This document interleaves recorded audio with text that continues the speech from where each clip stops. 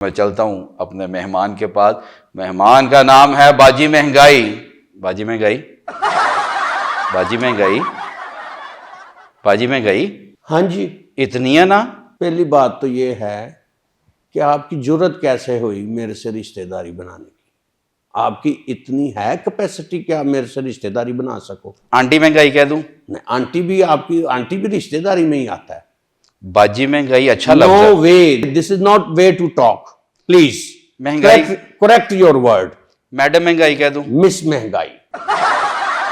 मुझे दुनिया में किसी भी जगह जाने के लिए कोई वीजा, कोई टिकट, कोई परमिशन नहीं चाहिए। आपका तो नाम इतना मशहूर है जी कि हर घर में, हर बाजार में, हर शॉपिंग मॉल में आपका जिक्र होता है। जी, हर बंदा कहता है यार बड़ी महंगाई हो गई है।